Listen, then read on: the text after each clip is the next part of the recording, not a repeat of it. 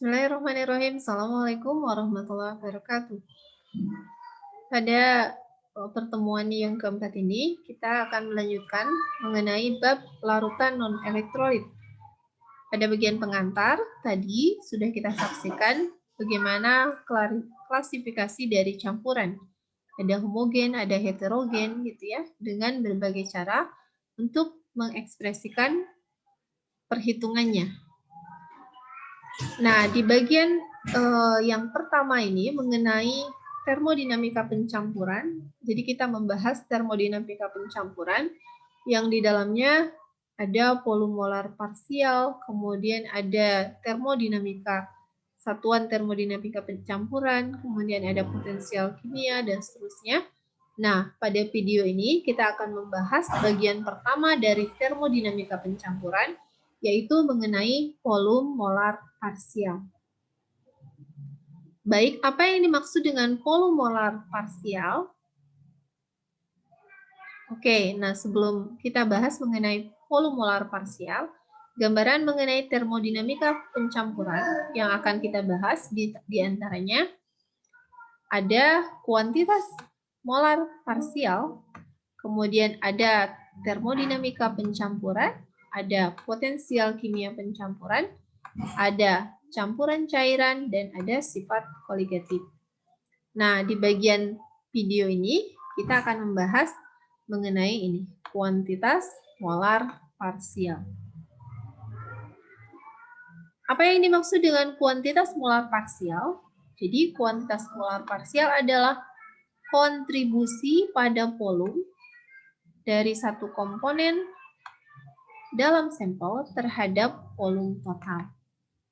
Ya, jadi kontribusi pada volume dari satu komponen dalam sampel terhadap volume total.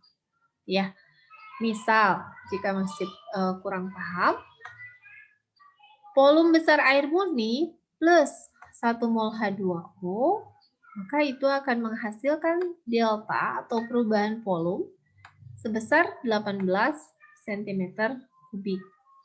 Jadi kalau sebanyak air murni yang sangat banyak, terus kita campur dengan 1 mol air, ya, maka akan menghasilkan perubahan volume sebesar 18 cm3. Nah, kalau volume etanol yang sangat besar, jadi kita punya etanol murni yang sangat banyak, kemudian dicampur dengan 1 mol H2O.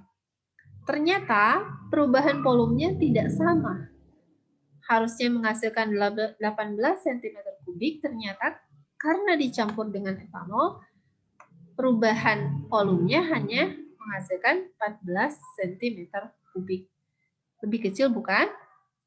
Nah, apa itu perubahan yang tadi, perubahan volume yang tadi? Jadi perubahan volume yang tadi itu, yaitu yang disebut sebagai volume molar parsial air di dalam etanol murni yang 14 cm3 ini. Ya. Oke. Nah, volume yang ditempati oleh sejumlah tertentu molekul air tergantung dari molekul-molekul yang mengelilinginya, ya. Nah, volume molar parsial komponen suatu campuran itu dapat berubah-ubah tergantung pada komposisinya, karena lingkungan setiap jenis molekul itu tentunya akan berbeda-beda atau berubah-ubah, ya, sehingga itu akan menghasilkan besaran volume molar parsial yang juga berbeda-beda, gitu ya. Seperti interaksi antara etanol murni dengan air itu menghasilkan interaksi yang lebih intens, sehingga mengurangi volume molar parsial dari air ketika dicampur dengan etanol murni. Oke, kita lihat ini merupakan grafik volume molar parsial versus komposisi. Biasanya grafik ini sifatnya sangat spesifik untuk gabungan dari senyawa tertentu. Misalnya untuk grafik ini, ya ini hanya akan berlaku untuk air ketika dicampurkan dengan etanol, ya. Kalau air dicampurkan dengan zat yang lainnya, tentu akan memiliki grafik volume molar yang berbeda. Oke, dapat kita lihat di sini. Ini ada beberapa titik yang ditandain. Ini yang pertama.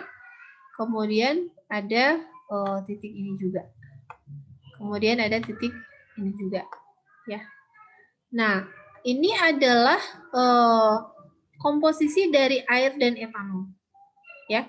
Oke, cara membaca grafiknya. Ini merupakan fraksi mol dari etanol. Ya, fraksi mol dari etanol. Maka kalau kita tarik, ini grafiknya kan untuk etanol nih, yang melengkung ke atas. Sementara untuk air, ini yang cenderung ke bawah, turun. Gitu ya. Maka kalau kita tarik garis lurus ini, ya, garis lurus ini, maka kita akan mendapatkan fraksi mol dari etanol, yang ini ya, yang Ibu tandai. Kemudian ini adalah fraksi mol dari air. Gitu ya. Nah, kita akan mendapatkan berapakah volume molar parsial yang diberikan oleh air maupun oleh etanol ketika keduanya dicampurkan. Gitu ya. Nah, ini titik-titik ini untuk apa ini? Untuk etanol itu ada pada fraksi mol 0,117 yang ini. Sementara untuk air ada pada fraksi mol 0,883 gitu ya. Maka kita dapat menarik garis, ini kan punyanya etanol, kita tarik garisnya ke garis ini wilayahnya etanol nih. Nah, kita dapatkan volumenya adalah di sekitar 50 sekian ya, di bawah 54.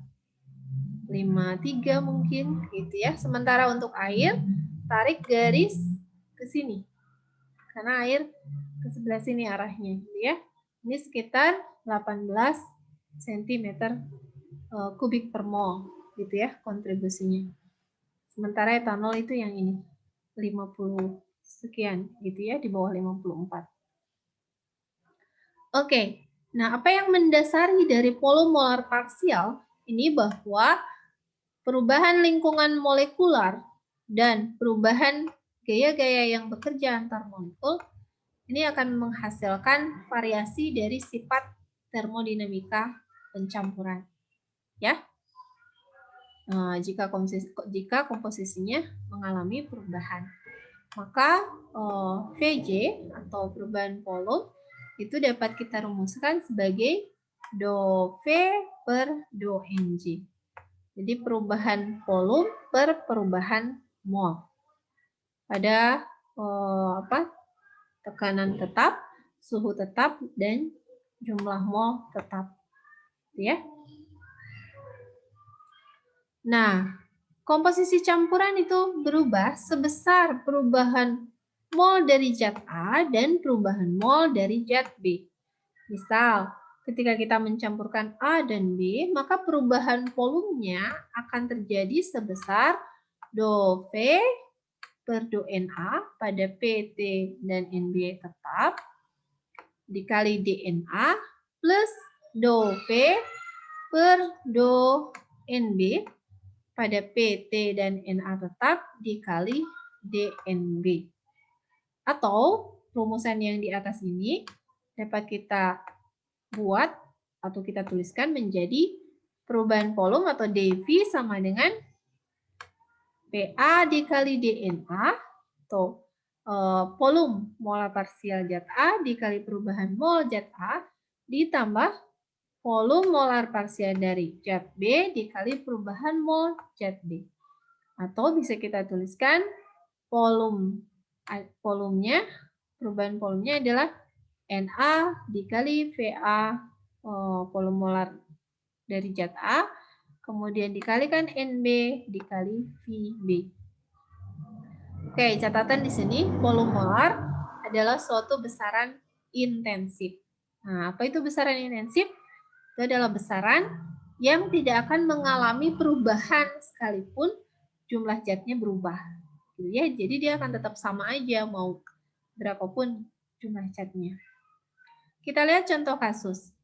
Seorang mahasiswa bingung ketika mencampurkan 70 mili H2O ditambah 30 mili C2H5OH ternyata volumenya tidak menjadi 100 mili. Ya. Nah, dia bingung. Kemudian, kenapa? Gitu ya. Nah, mol H2O-nya adalah tadi ya, volumenya 70 mili kali massa jenisnya. Dibagi dengan massa molarnya, maka akan kita peroleh 3,87 mol. Dengan cara yang sama, kita dapatkan mol etanol diperoleh sebesar 0,514 mol. Nah, maka fraksi mol H2O-nya adalah 0,883, sementara fraksi mol dari etanolnya adalah 0,117. Oke, maka kita gunakan perumusan ini yang tadi sudah kita tuliskan, dan gunakan juga pembantunya. Nah, penopangnya adalah grafik volume molar, ya. Sehingga volume totalnya dapat kita ketahui, yaitu jumlah mol yang tadi 3,87 dikalikan ini 18 ml per mol. Dari mana 18 ini? Dari kurva yang ditarik ketika komposisi H2O-nya sebesar 0,883. Ini pun sama dari kurva yang ditarik ketika komposisi etanolnya 0,117, maka memiliki volume molar sebesar 53,6. Dikalikan, maka kita akan mendapatkan bahwa volume total pencampuran 70 mili air ditambah 30 mili etanol itu hasilnya adalah 97,3 mili. Ya, berkurang, tidak menjadi 100 mili. Oke, kalau dibalik, bagaimana supaya volume yang dihasilkan mendekati 100 mili dengan komposisi yang sama? Maka dengan cara yang sama kita tinggal balikkan 100 per volume yang tadi diketahui 97,3 dikali volume airnya 70 mili per 100 bagi 97,3 kali volume etanolnya. Maka untuk menghasilkan volume total 100 kita harus mencampurkan ini 71,9 mili air dengan 30,8 mili etanol. Ya, volume totalnya harusnya 102,7, tapi nanti realnya akan kita dapatkan ini sebesar 100 ml. Ya, mohon dicatat. Nah, ini catatannya dibintangin bahwa volume molar itu selalu berharga positif, sementara volume molar parsial itu tidak selalu positif, bisa berharga negatif. Baiklah, penjelasan mengenai volume molar mudah-mudahan dapat kalian pahami dengan baik sehingga benar-benar nanti bisa diaplikasikan di dalam kegiatan praktikum di laboratorium maupun dalam perhitungan. Terima kasih untuk pertemuan yang keempat ini kita cukupkan dan kita tutup dengan mengucapkan hamdalah. Alhamdulillahirabbil alamin. Hari ini tidak ada tugas yang perlu dikerjakan, cukup kalian melakukan diskusi via LMS. Terima kasih. Assalamualaikum warahmatullahi wabarakatuh.